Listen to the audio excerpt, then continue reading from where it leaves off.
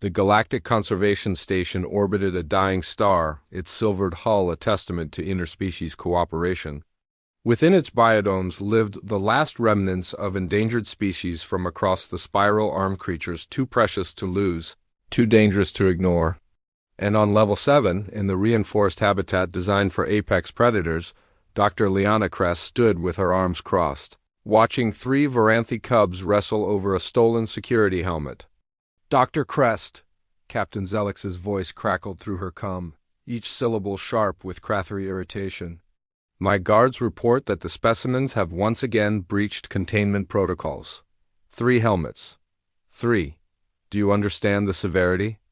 Liana glanced at the viewport where Ravik, the boldest of the cubs, had wedged his massive head into a helmet meant for bipedal sentience.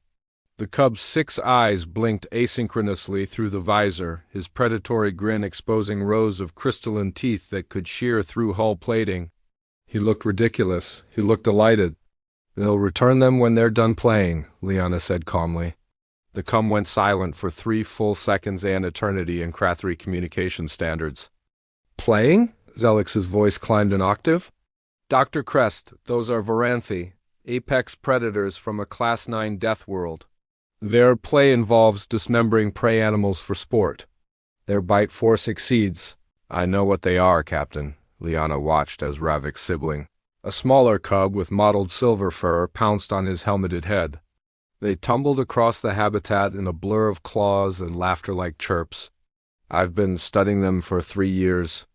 I know their bite force, their hunting patterns, their social structures.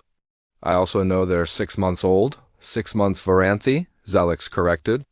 "Equivalent to an adolescent of most species. Adolescent apex predators." Liana pulled up her datapad, scrolling through behavioral notes with practiced ease. "Did you know that Varanthi cubs engage in elaborate play routines that establish pack hierarchy without actual violence? They're practicing. Learning restraint, cooperation, spatial awareness, that helmet." She pointed to where Ravik had finally freed himself and was now using the helmet as a makeshift ball, batting it toward his siblings. "That's a teaching tool. It's a 15,000 credit piece of military equipment. It's enrichment." Liana's voice carried the weight of countless debates with cautious administrators and terrified security personnel. "Captain, every species you've housed on this station, every safe species you treat with textbook protocols. Climate control, nutritional supplements, minimal interaction. And they're dying anyway. Stress, depression, failure to thrive." She turned from the viewport to face the cum unit directly. "Do you want to know why my Varanthi are the only specimens showing positive health markers across all metrics?" Silence again, then, grudgingly, "Why?" "Because I let them be children." Through the reinforced glass, Ravik had discovered that the helmet made excellent percussion. He banged it against the rocky outcropping that dominated their habitat, producing a rhythmic clang-clang-clang that his siblings found endlessly entertaining. They bounced and chirped, their savage forms moving with surprising grace. "Every species has an evolutionary childhood," Liana continued, warming to her thesis. "A period of protected learning where mistakes don't mean death. Humans understand this instinctively. It's why we're one of the few species who can successfully raise alien young.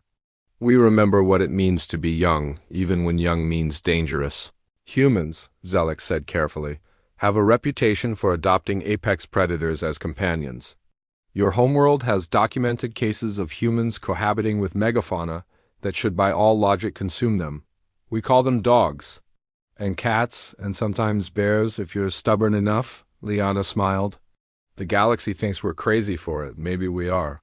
But we're also the species that can look at a Varanthi cub, a creature that will grow large enough to hunt starships, and see a child who needs to play." The 3rd cub, smallest of the litter, had finally gotten brave enough to approach the helmet. Ravik, instead of defending his prize, gently pushed it toward his sibling with one massive paw. The small one squeaked with joy and immediately began the same head-wedging attempt that Ravik had mastered. "They're teaching each other," Liana observed. "Pack bonding. That helmet represents a challenge they can overcome together. When they're tired, when they've learned everything they can from this particular toy, they'll abandon it. Probably in about," she checked her chronometer, 20 minutes. And if they don't, then I'll go get it myself. Another long silence. When Zelix spoke again, his voice had shifted from irritation to something closer to horrified fascination. You would enter that habitat? With 3 Varanthi cubs? Captain, I've bottle-fed them since they were newborns the size of your head. Ravik falls asleep on my lap during observation hours. They know me. They're predators, Dr. Crest. So are humans, Captain. We're just better at hiding it behind paperwork and protocols. She watched Ravik notice her, through the viewport and bound over, his massive form fluid despite his bulk. He pressed against the glass, leaving nose prints that would give the cleaning crew nightmares. The difference is, we understand that predators can love, can play, can choose cooperation over conquest. It's not about denying their nature, it's about giving them space to be more than just their nature. The smallest cub had gotten stuck in the helmet. Her muffled distress calls brought both siblings running, and together they worked to free her with surprising gentleness. Claws that could rend metal scraped carefully around the helmet's edge. Teeth designed to crush bone gripped with controlled precision. Remarkable, Zelix breathed, apparently still watching through the security feeds. That's what I've been trying to tell the Council, Liana said. Every endangered species we're trying to save, they're not museum pieces. They're living beings who need more than survival. They need purpose, enrichment, joy. They need to play. She tapped her data pad, pulling up health metrics that glowed green across the board. My cubs will grow up healthy, socialized, and ready for eventual reintroduction to sanctuary worlds. All because someone let them steal a few helmets. As predicted, 18 minutes later, all 3 cubs had abandoned the helmets in favor of a new game involving the habitat's water feature. Liana suited up and entered through the double-sealed airlock, moving with the confident ease of someone who'd done this 1,000 times. Ravik bounded over immediately, nearly knocking her down with enthusiasm. His siblings followed, chirping their greetings, their mass and strength tempered by familiarity and trust.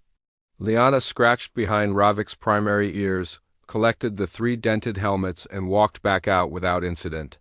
She handed the helmets to the waiting security guard, who accepted them with trembling hands. Dr. Crest, Zelix's voice came through the com, quieter now, almost respectful.